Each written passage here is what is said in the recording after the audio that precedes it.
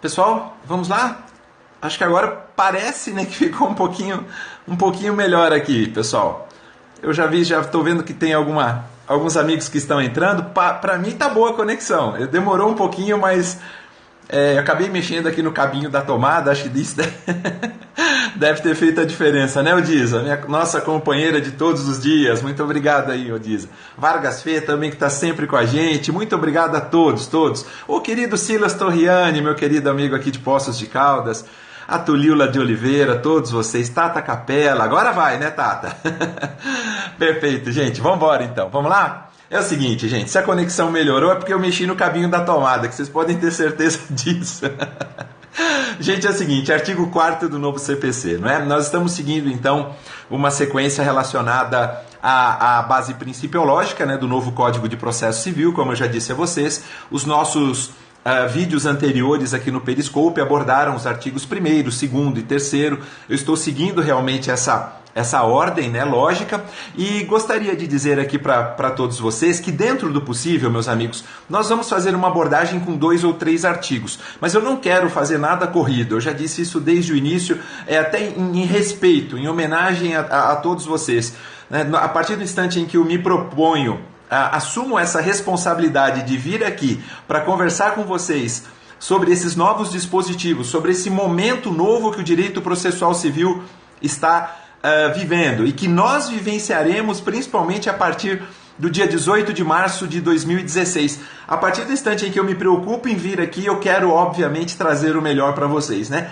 Seria muito bom eu falar rapidinho, virar as costas, ir embora e falar, poxa, eu fiz um Periscope e eu tenho certeza que os amigos vão ficar felizes e tudo mais, mas eu penso que eu penso de maneira completamente inversa. Dentro do possível e tendo um pouquinho mais de tempo, é claro que a gente fala sobre 2, 3 artigos no mesmo vídeo. Caso contrário, pessoal, eu vou optar por falar às vezes um só, mas falar aquilo que realmente importa. Combinado? Maravilha, pessoal? Vamos juntos? Vamos lá. Pessoal, é o seguinte, artigo 4º do novo Código de Processo Civil. A redação do artigo 4º tem como lastro, e é mais um dispositivo, que também transcreve um outro dispositivo da Constituição Federal, né? Quando nós falamos dos artigos, né, do 1º, do 2º e do 3º, os amigos vão se lembrar, evidentemente, e principalmente no 3º, né, que foi o post de ontem, nós falamos de um princípio que nós denominamos de princípio da inafastabilidade do controle jurisdicional, que é uma transcrição, né, do artigo 5º, inciso 35. O artigo 4º não deixa de ser diferente, porque ele fala da duração razoável do processo. Esse é o nosso tema de hoje, tá bom, meus amigos? A redação do artigo 4º é a seguinte: as partes têm o direito de obter, em prazo razoável, a solução integral do mérito, incluída a atividade satisfativa. Bom, aí os amigos vão falar assim, Maurício, mas espera aí, esse artigo 4º, tudo bem, ele transcreve o artigo 5º, inciso 78 da Constituição Federal. A gente pode dizer, obviamente, que se trata de um direito fundamental do cidadão, claro, um direito de ter uma resposta dentro de um período razoável quando ele buscar o poder judiciário, mas mais do que isso, esse artigo 4º, pessoal, ele não fala só da razoável duração do processo, ele também fala de um outro princípio que vem sendo muito, aliás, eu diria mais 2 princípios, mas um deles vem sendo muito comentado nos últimos tempos, que é o chamado princípio da primazia do julgamento de mérito. Amigos, isso, muito bem, Vargas Fê, muito obrigado pelo seu comentário. E também o princípio da efetividade. Então são 3 princípios, né? Eu estou colocando 2 aqui. São mais 2 além do princípio da duração razoável. São 3 princípios. Nós temos abraçados por esse artigo 4º. A duração razoável do processo, a primazia do julgamento de mérito e a efetividade. Vejam só, quando ele começa dizendo as partes têm o direito de obter em prazo razoável, ele já está fazendo referência ao dispositivo constitucional, o artigo 5º, inciso 78. Aí o artigo 4º complementa, dizendo assim, direito em prazo razoável, a obtenção de um direito relacionado à solução integral do mérito.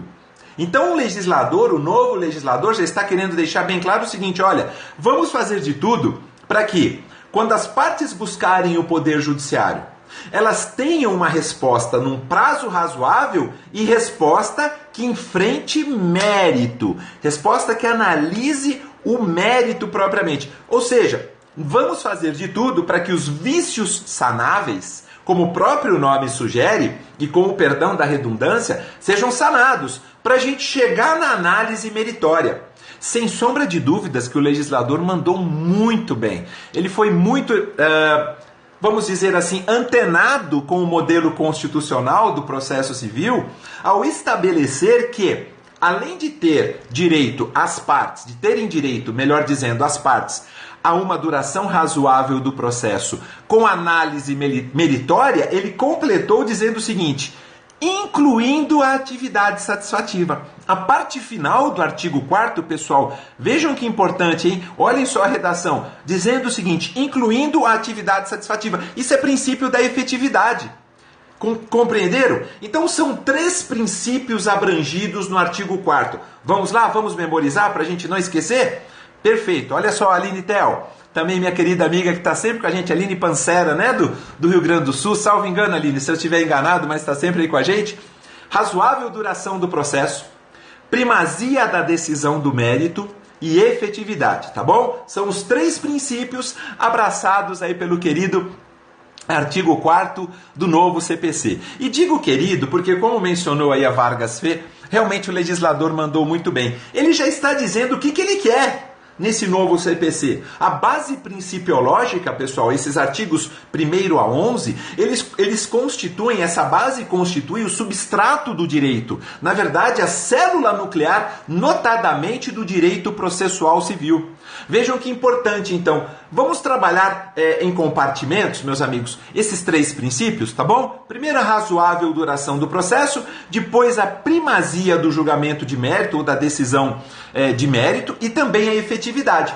Isso mesmo, perfeito, Odisa, você está maravilhosa na sua colocação.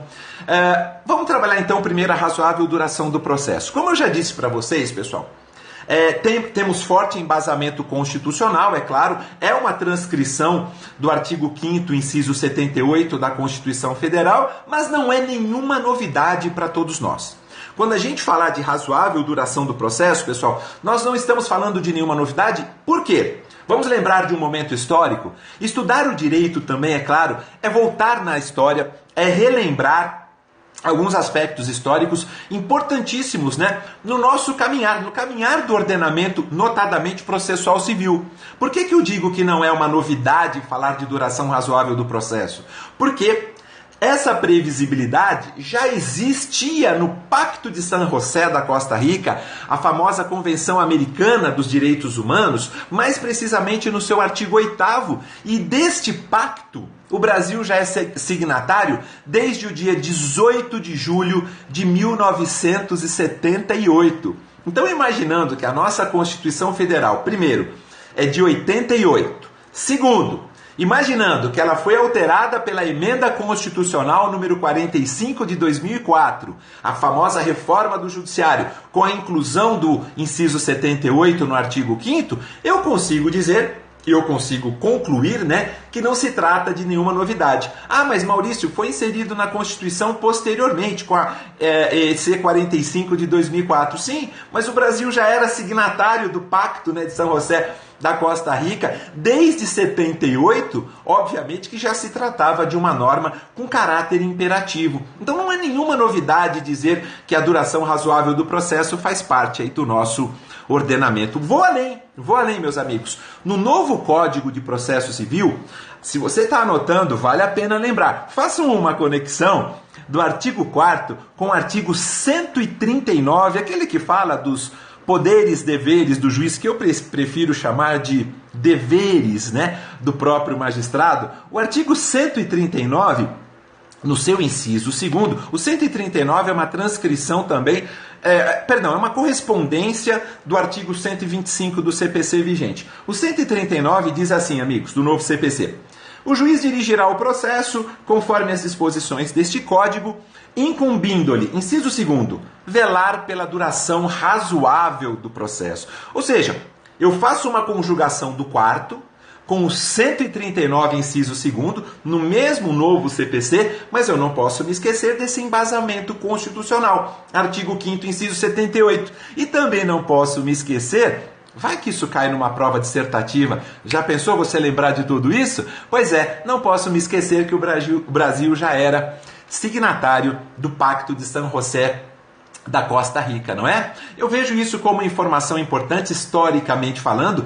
e eu até anotei aqui, amigos, permitam que eu faça uma pequena leitura para vocês, tá bom? É uma pequena leitura, é um complemento mesmo, né, em relação a essa questão relacionada, digamos assim, ao aspecto histórico, né? A Corte Europeia dos Direitos do Homem. É muito importante, vejam só, a gente está falando do ordenamento processual civil brasileiro, né, óbvio, né, o nosso. Eu faço uma referência ao Pacto de San José da Costa Rica, a Convenção Americana dos Direitos Humanos, e agora, olha, vamos fazer o quê? Vamos fazer um link, né, com a Corte Europeia dos Direitos do Homem. A gente fica com um momento histórico bem amplo, né, que, vamos dizer assim, dá respaldo à duração razoável do processo.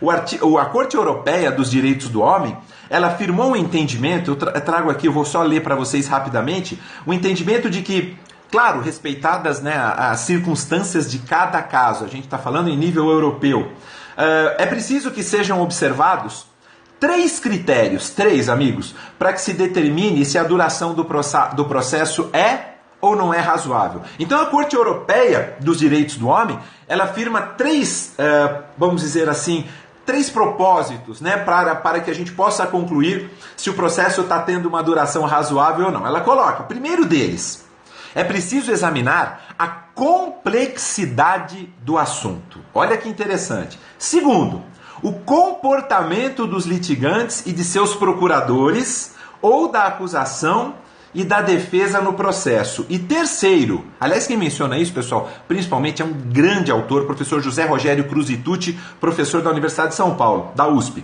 Terceiro, a atuação do órgão jurisdicional.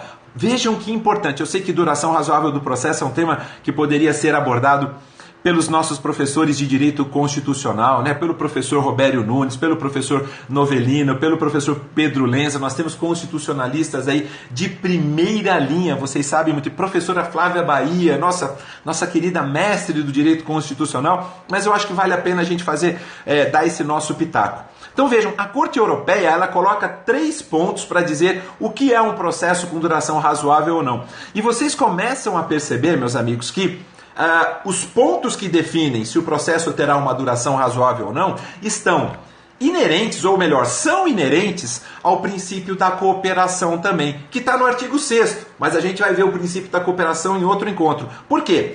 Ela diz o seguinte, a Corte, olha, é preciso se examinar a complexidade do assunto. Claro, nós temos demandas tão complexas, que não adianta a gente querer que, obviamente, né, a resposta estatal seja dada num tempo exíguo. Se nós fizermos isso, nós vamos estar sobrepondo, passando por cima de direitos e garantias fundamentais. E na minha opinião, processo devido, quando a gente fala de devido processo legal, processo devido é processo com duração razoável. E processo devido passa principalmente pela observância dos direitos e garantias constitucionais. Tá certo? Então, não adianta eu pensar em celeridade quando eu vejo uma questão complexa, né? Se eu simplesmente vou passar por cima de princípios de garantias constitucionais, uma sentença é proferida, recurso de apelação, a sentença é cassada, a sentença, obviamente, acaba alterando todo o conteúdo decisório e a gente tem que começar tudo de novo. Então é preciso a gente ter um pouquinho de paciência, ter um pouquinho de calma e compreender que complexidade da causa pode sim refletir numa maior extensão temporal do feito. A Corte Europeia dos Direitos do Homem também diz o seguinte, segundo, é importante delimitar o comportamento dos litigantes e de seus procuradores no processo. Por isso que a gente fala do princípio da cooperação. O autor, quando buscar o judiciário, tem que trazer os fatos evidentemente verdadeiros, os fatos honestos que caracterizam o seu pleito. Isso é importantíssimo, meus amigos. Ao mesmo tempo, o réu, quando se defender também, atacar todos os argumentos trazidos pelo autor na sua peça de resposta com argumentos verídicos. O magistrado, e falo como juiz, vocês sabem muito bem disso, qual é o meu pensamento em relação a isso, meus amigos, como juiz, O magistrado evitar as chamadas etapas mortas do processo. O magistrado tem a responsabilidade de evitar processos parados no escaninho. O magistrado tem a obrigatoriedade de evitar que o processo tramite com dilações indevidas.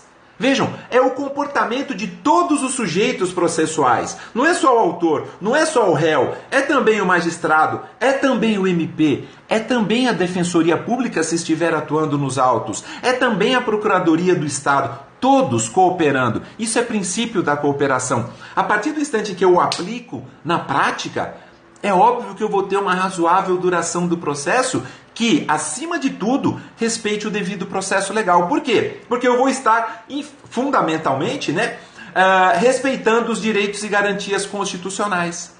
Vejam, tudo isso faz parte do contexto, desse contexto inserido pela Corte Europeia dos Direitos do Homem, que elencou ainda, e eu fiz um resuminho, vocês já perceberam, um terceiro propósito para definir se o processo tem ou não duração razoável, que é a atuação do órgão jurisdicional, que faz parte também do princípio da cooperação. Então, meus amigos, duração razoável do processo, sob a nossa ótica, tem assento constitucional. Mais do que isso, já fazia parte da Convenção Americana dos Direitos Humanos, do Pacto de San José da Costa Rica. E terceiro, a própria Corte Europeia dos Direitos do Homem já delimitou o que é um processo com duração razoável ou não. É muito importante, meus amigos, que nós compreendamos, que existe sim um princípio da celeridade, Alguns autores falam, mas não existe princípio da celeridade. O processo devido é um processo com duração razoável. Ou não seria o inverso? O processo com duração razoável é que é um processo devido. Esse processo devido vai ter que passar por esses propósitos que a Corte Europeia mencionou. Eu não posso querer imprimir celeridade, sobrepondo garantias e princípios constitucionais. Se eu estiver procedendo dessa maneira, eu fecho os olhos para a Constituição, eu rasgo a Constituição Federal. Eu costumo dar o seguinte exemplo, pessoal. Eu falo muito isso em sala de aula e apenas para a gente finalizar a razoável duração do processo, que eu preciso falar com vocês da primazia do julgamento de mérito e da efetividade. Mas eu costumo dar o seguinte exemplo. O que é preferível, meus amigos? Eu tenho um feito, um processo, os autos do processo, relacionados a uma indenizatória por danos materiais, por exemplo.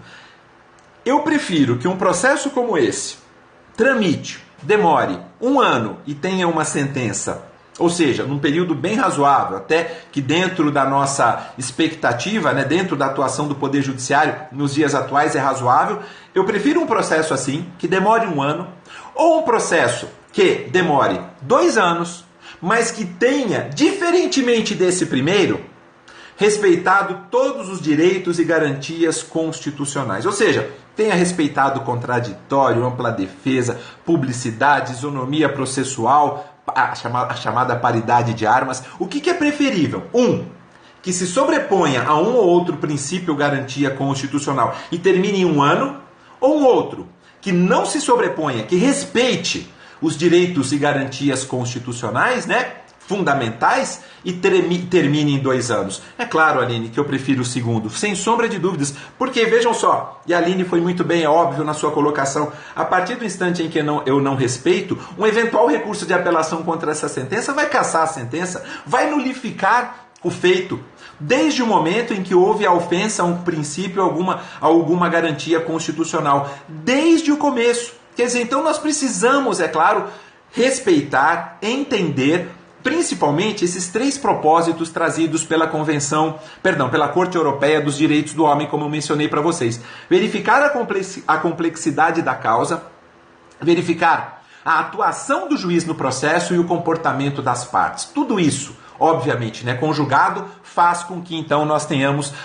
ou possamos delimitar o que é um processo com duração razoável ou não. Apenas finalizando, já pararam para pensar numa ação civil pública por danos ambientais? Vejam só que interessante, hein, amigos? Em que nós tenhamos inúmeros laudos periciais, perícias que tenham que ser realizadas justamente em razão do quê? Em razão de um dano ambiental, uma empresa que tenha despejado poluentes num rio, e toda a população ribeirinha tenha sido afetada. Ora, como é que eu posso terminar, pessoal? Como que eu posso terminar uma demanda dessa num período exíguo? Não tem como, né? Ou seja, temos complexidade da matéria e isso precisa ser, é claro, analisado. Desculpem, eu me alonguei um pouquinho, meus amigos, né? Peço perdão, mas sobre a duração razoável do processo, era isso que eu gostaria, né, de trazer aqui para todos vocês, tá bom? Segundo princípio, princípio da primazia do julgamento de mérito. Amigos, princípio da primazia do julgamento de mérito, eu gostaria muito de dizer para vocês, é um outro norte do novo CPC. A ideia sempre será, meus queridos amigos, sempre será o quê? Nós buscarmos a solução meritória sempre que possível.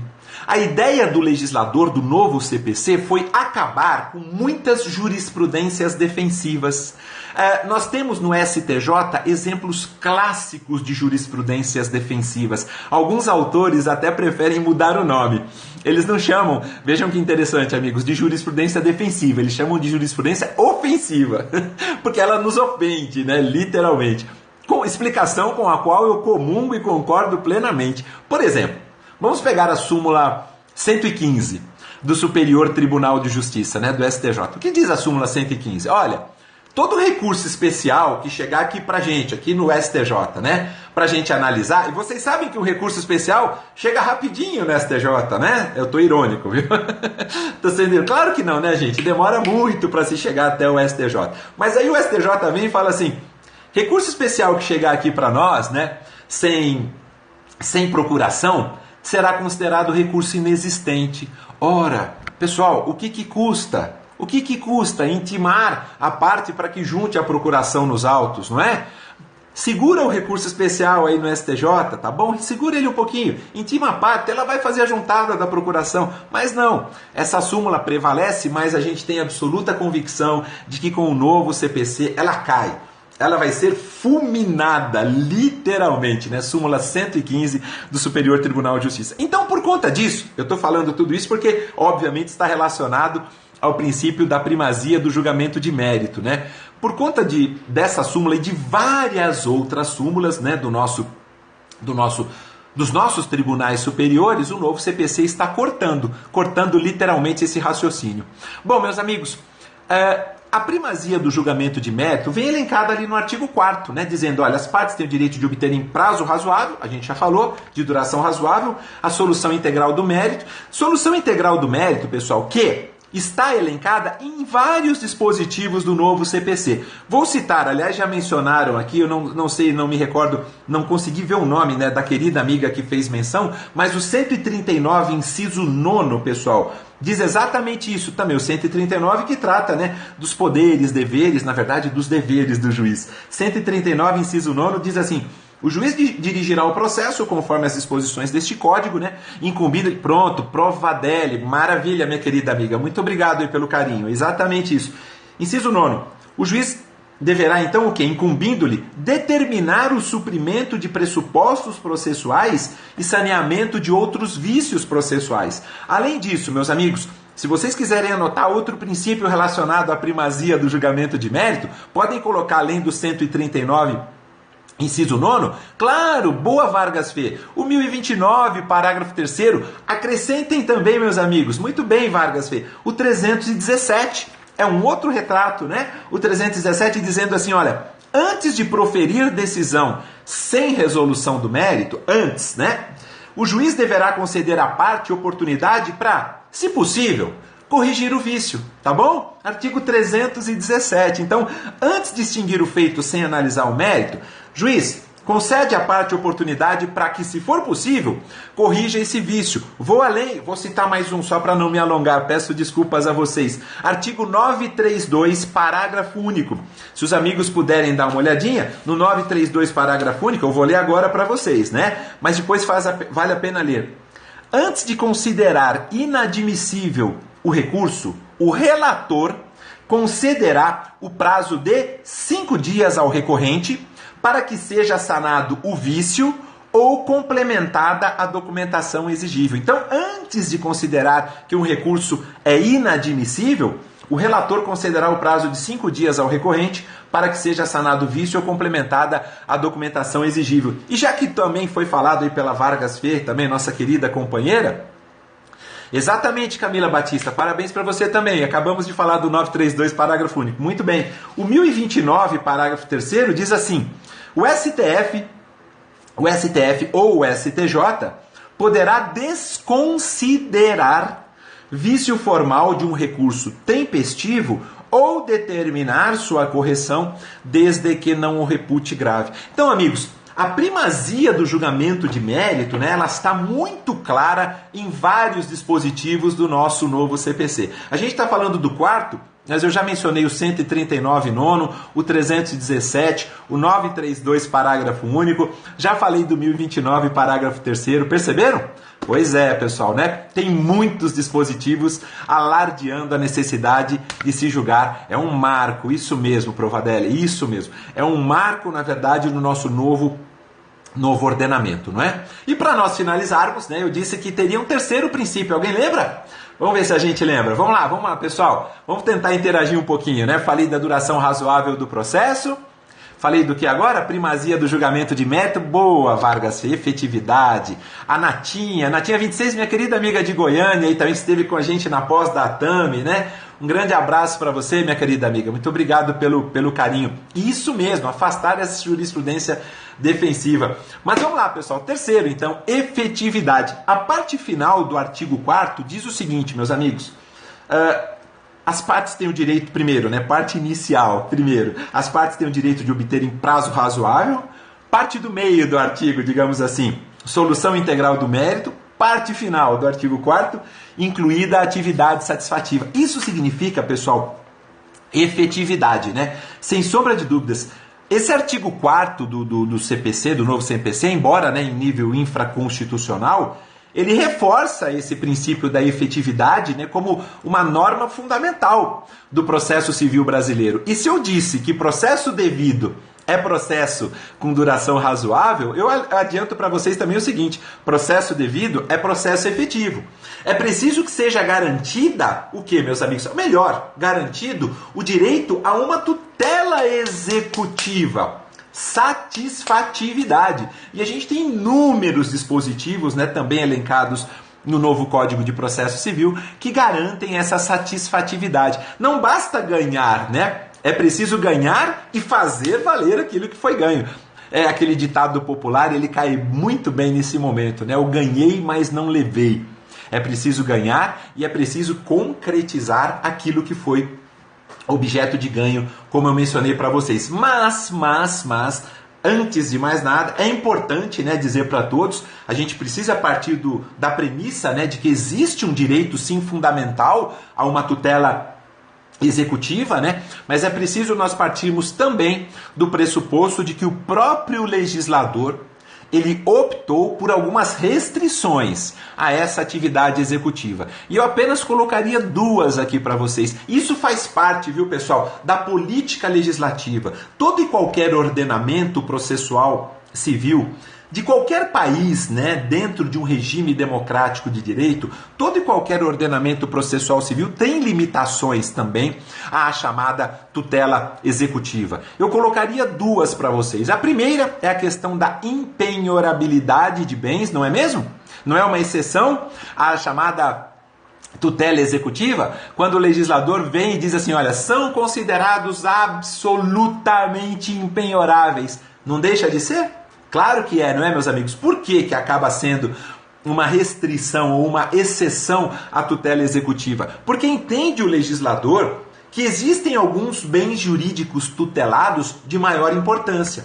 Tá certo que eu, Maurício, se buscar o judiciário, eu quero uma resposta de mérito e quero que essa atividade seja satisfeita na íntegra. Mas eu vou precisar respeitar, acima de tudo, a individualidade. O patrimônio, por exemplo, relativamente a alguns bens, ele não poderá ser objeto de constrição. Então não terei uma atividade satisfativa plena, mas isso é uma opção legislativa espalhada para o mundo afora. E uma outra, não só a impenhorabilidade de certos bens também, os amigos sabem, né?